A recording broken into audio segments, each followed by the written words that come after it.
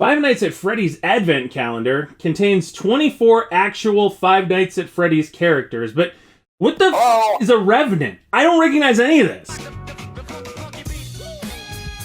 Welcome back, friends, and a special welcome to all my best friends. You can sub to be a best friend. I'm YoBGS, and the Five Nights at Freddy's series is awesome. From Five Nights at Freddy's 1 all the way up through Security Breach, yes, even Security Breach, I've been into all the games. I never really thought about how all the lore ties together until I started watching Game Theory's videos. Like, I did a reaction to Don't Trust Gregory and immediately realized the Five Nights at Freddy's lore is way crazier than I ever expected. I wanted to make Five Nights at Freddy's Lore Simplified.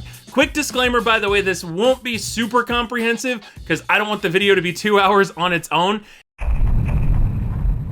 I know, I said simplified and we're starting with pre-lore, but anyway, there are these two dudes, William Afton and Henry Emily, and this is the one time that the guy with two first names isn't the bad guy. They decide to open a restaurant, it's called Fredbear's Family Diner. To set themselves apart, they make animatronics. It's like the 70s, so the animatronics, of course, look creepy as hell, and that's where we get Fredbear and Spring Bonnie. Fredbear's Family Diner's kicking butt, taking names, not murdering anyone, and Afton and Emily channel their inner Shark Tank and they decide to expand. Freddy Fazbear's Pizzeria is born. The second location also gives birth to Foxy, Bonnie, Chica, and Freddy. Hey, are you enjoying the neat linear storyline that isn't at all convoluted? Awesome. No, I was just wondering, it should, probably stay that way. So for some reason, always a good explanation, Henry decides to make a puppet that'll keep an eye on his daughter Charlotte. To be fair, it was good he followed his intuition because, yeah, Afton murders the out of her, which we do see in this Pizzeria Simulator minigame. Now, I still don't know why Afton waited until now to become Murder McGee, but yeah, the security puppet was trapped by boxes, and because puppets don't understand that things cannot be their fault, it goes outside to protect Charlotte, covers her body, ultimately gets possessed by Charlotte. We assume this happened before Five Nights at Freddy's 4, because when this guy, assumed to be Michael Afton, gets home, his brother is gone but not dead, which brings us to, hey guys, Editing Yo here. I'm not sure, this guy could be William, he could be Michael. I've been leaning toward Michael, but the more I watch it, the more, I don't know. Let me know what you think in the comments below. Okay, both pizzerias are operating at full bore. They're earning major profits for their founders, who clearly aren't troubled by the death of their daughter or the murder of the aforementioned daughter. And now we introduce Michael Afton. I know I touched on him a second ago. He's the son of William, the brother of Evan Afton, who is the crying child and also the son of William. Evan hates the pizzeria, but has his birthday there because his dad's the owner, so hey, it's free real estate. At this point, Michael decides to launch his career as a YouTube prank channel. At least I think that's what he was doing, even though it was 1983, by sticking his brother in the mouth of Fredbear. I don't know why he gets all upset. It's just a prank, bro. The tears from Evan cause the springs to fail, and as a result, they decide that the spring lock suits are no bueno. Fredbear and Spring Bonnie are both thrown into storage, and Fredbear's Family Diner is closed. Well, enjoying the taste of blood, upset at the loss of his son, and I don't know, mad that one of his businesses closed, William Afton officially snaps. He uses the concept of this hidden room that nobody can find. This room is hidden to customers, invisible to animatronics, and is always off camera. In Freddy Fazbear's Pizzeria to lure and subsequently murder the out of 5 kids. He stuffs the kids into suits. As they decay, reports of missing kids start to surface, the pizza place closes. Probably a good idea. Channeling most of his energy into murder, but still having an entrepreneurial spirit, William Afton opens Circus Baby's Pizza World. In hindsight, I have no idea what Henry is doing here, but I hope he's doing it far, far away. Now, Afton concocts more animatronics with the same bloodlust, All this, though, goes awry when Get over here! Circus Baby lowers the boom on William Afton's daughter, Elizabeth. You know, they say if you love what you do, you never have to work a day in your life. So Willie Afton takes the operation underground, and Five Nights at Freddy's sister location is born. Michael Afton is told if he wants to find out what happened to his sister Elizabeth, he can check out the sister location. It turns out that William was way ahead of Amazon and Google. He figured out that if he can just make murderous animatronics and send them to parties, he can sit at home and vibe while the murdering is done without him. But unfortunately for William, his son is actually kind of a smart cookie. He begins to uncover the horrors of his father. At the same time, William's new animatronics decide to do like the fusion dance and create Ennard, which is ironic because it's not gonna be long before Ennard is outered. That's a bad joke. Is any of this video even funny? Anyway, Michael gets scooped, his innards get Ennard, Markiplier does a funny song. Oh, don't look at me. My purple skin is bad. You better hide around the corner, don't get me mad. No one's gonna save you when I eat all of your faces. And Ennard abandons the decaying Michael body into the sewer. Now, there are reasons that Michael doesn't die here after being scooped and then left for dead in the street, but in the interest of keeping this video under 2 hours, I'm just gonna leave it at he doesn't. But he does promise to hunt down his father and get revenge. Conveniently, he will know where to look as a new pizza place is opening up nearby. Alright, so Fazbear Entertainment is 0 for 2 when it comes to owning places that don't become palaces of eternal torment for children.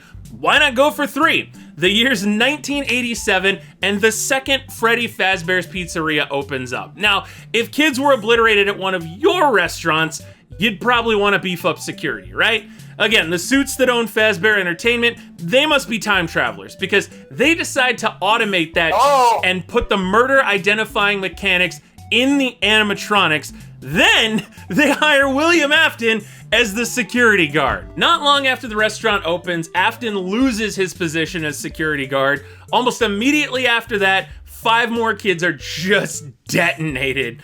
They possess the new animatronics, and now poor Jeremy's the new security guard, by the way. Poor Jeremy is dealing with a daycare's worth of haunted kids that all hate security guards because, well, that's who forced their end. Not like that. Jeremy gets promoted to day shift, only to be attacked by an unstable mangle in the moment deemed the bite of 87.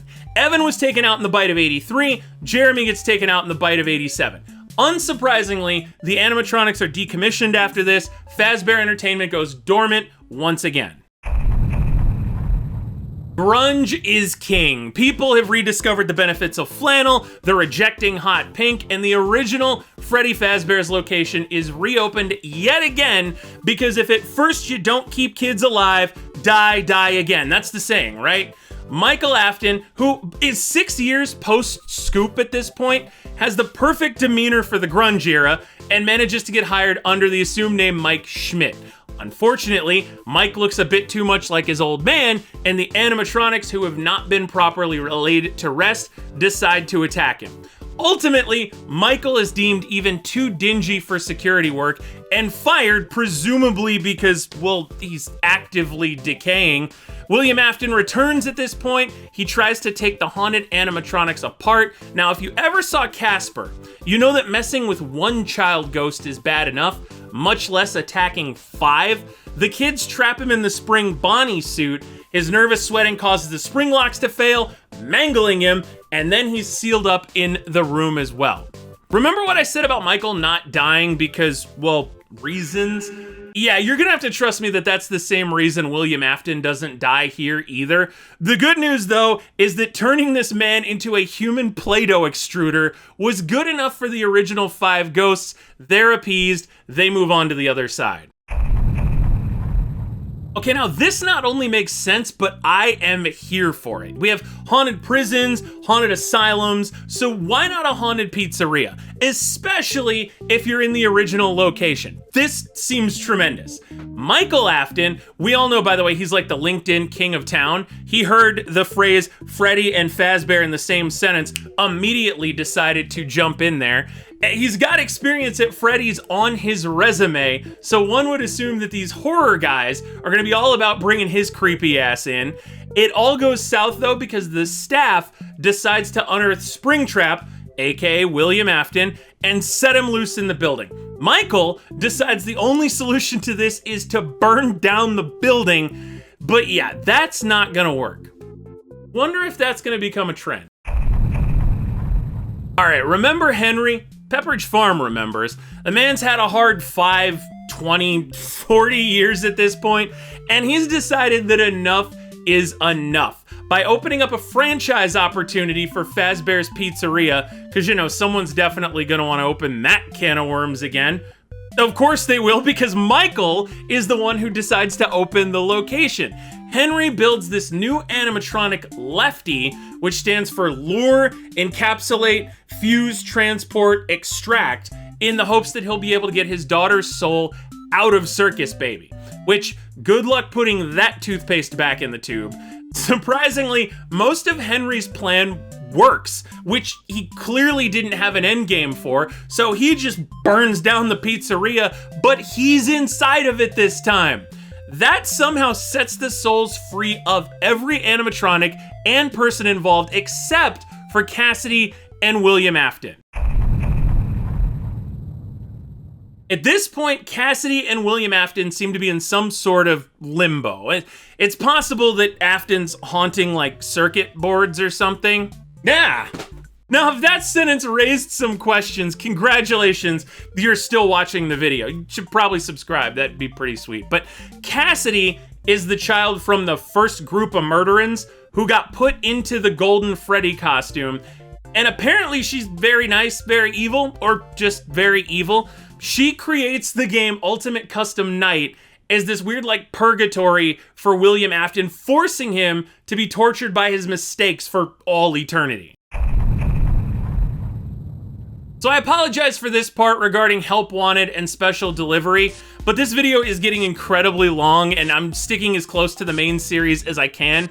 I did want to include this little blurb though, to point out that at this point, William Afton ventures from the physical world into the digital by becoming either a haunted part of the game in Help Wanted or a computer virus in Special Delivery. If y'all like this video enough, we can do a deep dive into that lore at some point, but in the meantime, the future doesn't have enough malls, they said. The primary flaw of futuristic architecture is that it isn't built on top of mass murder sites, they said. Open another Freddy Fazbear's, they said, and yeah, apparently they got it right now. A pizza-themed mega mall entertainment mecca was built on top of the location from Pizzeria Simulator. William Afton, who may as well be Agent Smith from the Matrix movies at this point, haunts a woman named Vanessa and gets her to work at the Pizzaplex. Now, my headcanon here is that this is like some sort of commentary on the digital world, right? Because William Afton was somehow able to orchestrate all of this despite never seeing or meeting any investors or anybody, and I assume he just did that all because, you know, like, internet. But anyhow, Gregory gets locked in the Pizzaplex. He realizes there's something funky with the animatronics, takes them out in an attempt to escape with Freddy. The ending of this, that feels the most satisfying, at least to me, leads to Freddy, Gregory, and an unbrainwashed Vanessa eating ice cream on a hill. As for William Afton, he's attacked by a massive blob of animatronics that pull him back into a fiery abyss. I suppose this could be Cassidy, like, pulling him into his death in the events of Ultimate Custom Night, which could technically mean that that comes after this, but despite all the research I've done, I just don't... There's not a great way to piece those parts together, at least as far as I'm concerned, but that, my friends, is where we are now. Thank you for going into this adventure into Five Nights at Freddy's lore with me. I hope that if you've been a fan of the games and curious about some of the lore, this cleared up some of the craziness for you. Although if you're like me, this may have just made everything worse, because I wanted to learn about the lore and have spent the last couple weeks delving into all of this nonsense. Either way, though, I appreciate your time. Thank you for watching, and as always, I will see you in the next Pizza Palace.